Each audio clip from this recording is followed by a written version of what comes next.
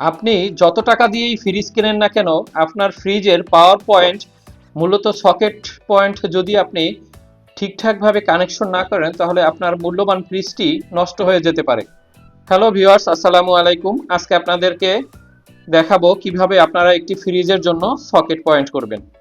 Socket point তো আসলে সবাই করতে পারে, তবে সকেট পয়েন্টের কিছু খুঁটিনাটি বিষয় আছে যেগুলো আসলে কোনো ভিডিওতেই আপনাদের সেরকমের বলা হয় না, বিধায় আপনারা ভুলভাল সকেট কানেকশন করার ফলে আপনাদের মূল্যবান জিনিসপত্র নষ্ট হয়ে যায়। আমার চ্যানেলে যদি আপনারা নতুন হয়ে থাকেন, তাহলে অবশ্যই আমার চ্যানেলটি সাবস্ক্রাইব করে আমার পাশে থাকবেন এবং লাইক এবং কমেন্ট করে আমাকে উৎসাহ প্রদান করবেন। তো কথা না বলে আমরা মূল ভিডিওতে চলে যাই। ভিউয়ার্স, সকেটটি কানেকশন করার আগে সর্বপ্রথম আমরা সকেটের টার্মিনালগুলোর সাথে পরিচিত হব।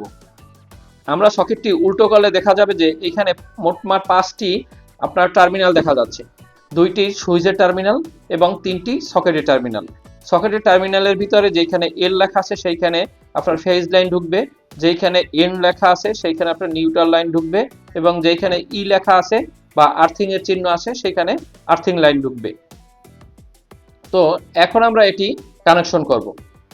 এটি কানেকশন করার জন্য আমাদের এরকমের এক টুকরো তারের প্রয়োজন হবে। আপনারা আপনাদের ফ্রিজের লোড অনুসারে তার নির্বাচন করবেন। আমরা সর্বপ্রথম সুইচের যে নিচের ঘাটটি আছে, নিচের ঘাটের সাথে এই তারটি সংযোগ করব।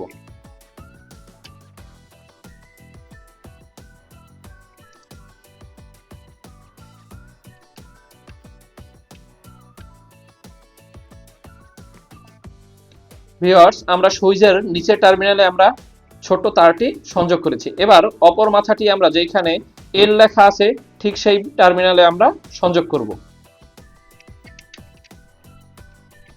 ভিউয়ার্স, এটি সংযোগ করার সময় আপনারা স্ক্রুগুলো খুব সুন্দরভাবে টাইট দিবেন, কারণ যদি আপনি লুজ রাখেন তাহলে সেখানে স্পার্ক করে আপনার সকেটটি নষ্ট হয়ে যায় এবং আপনার মূল্যবান জিনিসপত্র নষ্ট হয়ে যায়।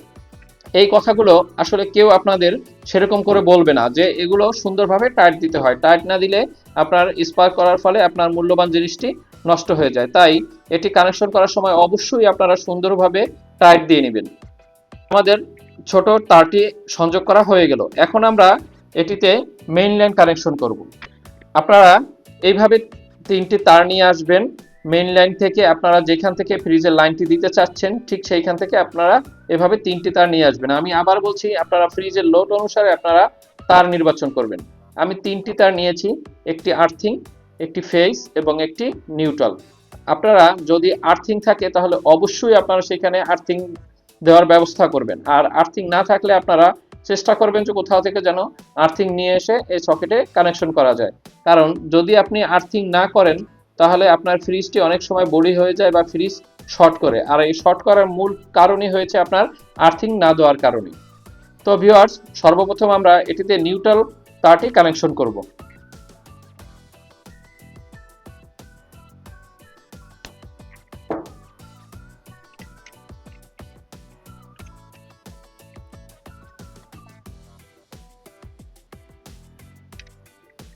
আমরা নিউট্রাল টার্মিনালে নিউট্রাল তারটি সংযোগ করলাম। এখন আমরা এখানে আর্থিং তারটি সংযোগ করব। এজন্য আমরা যেখানে আর্থিং এর চিহ্ন আছে ঠিক সেইখানে আমরা আর্থিং তারটি ছুলে আর্থিং তারটি সংযোগ করে দিব।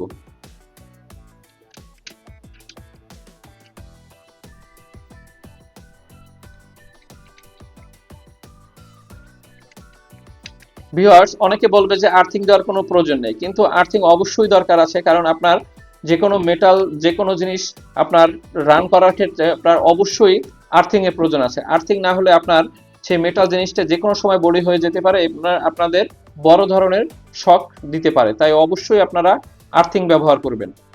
এখন আমরা ফেজ লাইনটি সংযোগ করব। যেটিতে কারেন্ট থাকবে সেটি ফেজ লাইন। আপনারা ফেজ লাইনটি কোথায় সংযোগ করবেন? ফেজ লাইনটি আপনারা সংযোগ করবেন সুইচের উপরে টার্মিনালে। দেখতে পাচ্ছেন ভিউয়ার্স, সুইচের উপরে টার্মিনালটি খালি আছে। আমরা সুইচের উপরের টার্মিনালে আমরা ফেজ লাইনটি সংযোগ করব।